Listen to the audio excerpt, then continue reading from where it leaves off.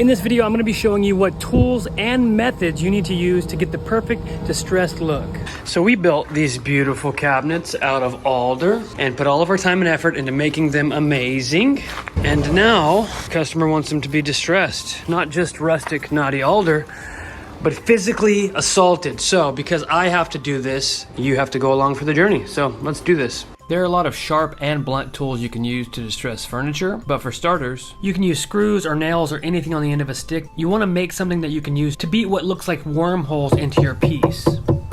It's super common in old rotten wood to have pinhole type heads all in the same space, like as if an insect has dug in there or there was some sort of trauma that happened all in that one area that tapers off. This is one of the most common ways to distress wood.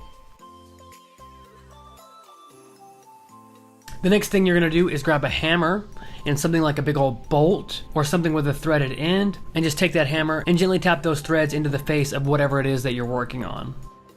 The screw holes give a more organic distressed look, whereas the bolt gives a more mechanical distressed look, as in it looks as if something industrial or man-made came in contact with this wood that is not as organic as bugs or wildlife. And while you have that hammer in your hand, take it and run the claw side up against any sharp edges you have in the wood. It does this nice little curl that's a really nice look. The third item, make sure you grab something sharp, because you need to be able to take cuts and chips out of your wood, because something with age will have come in contact with something that doesn't just do surface damage, but something that could take a nice chunk out of the face. Obviously be careful with the chisel and be careful how much you take out, because you could totally ruin your project. The fourth thing I'm using is a reciprocating saw blade. This is something that is kind of organic looking and also mechanical looking. It's a repeatable, identifiable pattern, but you're not quite sure where you found it. You gotta use something like that to really make you question what happened to this piece. Alright, so that is one cabinet down, only like 15 more to go. So I'll distress everything, and then I'll color everything, and then I'll sand it. Once I bring the color in, you'll see the difference it makes. Right now you can't even really tell that it's distressed, but when I bring color in, you'll be able to tell. Now with this can of spray paint, it is time to take this rustic cabinet job from amateur to professional. This is the difference between DIY and high-end rustic furniture. So it may look silly, but the reason that we're using black spray paint on these cabs is because we're doing what is called inking. When you see something that's antique and naturally distressed because of time, there is dirt in those cuts and nicks and grooves, and there is age in there. And we're utilizing the black paint to mimic that age. If you were just to take a hammer to this piece and then send it on its merry way, it would just look brand new, but a little scratched up and dinged up. But if you add color and texture, both, that's a really easy way to make a convincingly rustic piece. After the paint has dried a little bit, all it takes is a little bit of sanding to reveal all of the effort that we put in the beginning. All of these pinholes that taper and cluster that look like an insect has been burrowing into the wood. All of these cuts and marks from the chisel that look like this cabinet has a story to tell that you will never get to hear.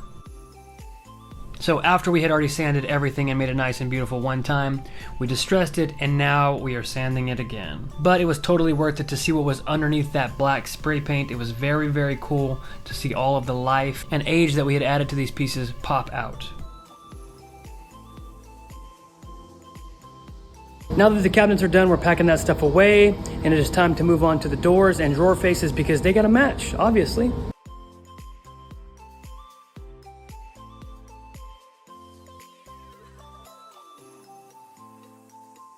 For the doors and drawer faces, it was a lot of the same stuff. It was pretty important to me to make sure that I didn't do too much on the doors, because I wanted to make sure that they looked pretty consistent with what I did with the cabinets. One thing I haven't mentioned yet is that you want to make sure that you're not just doing the faces of everything. You want to make sure that whatever marks you're adding to your pieces overflow to the sides. Like on this drawer face, it looks like there are bug holes all in the face and tapering off into the edges. Again, it's just so weird to see these nice shaker doors all beat up and spray painted. It feels like blasphemy, but I'm sanding anyways. Now that we're done, obviously we have to wait for these cabinets to be hung and finished, but I am going to fast forward time and get that footage for you and add it right now.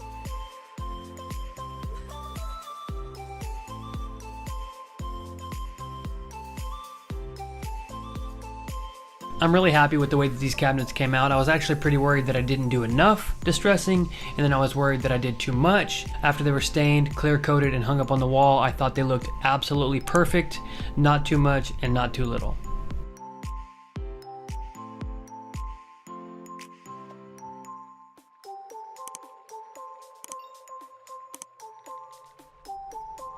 Thank you guys for watching. If you have any questions, please feel free to ask them in the comment section down below. There are many things that you can use to beat up furniture. There are many methods that you can use to distress. And I hope the ones I showed in this video were helpful to you. We'll see you in the next one.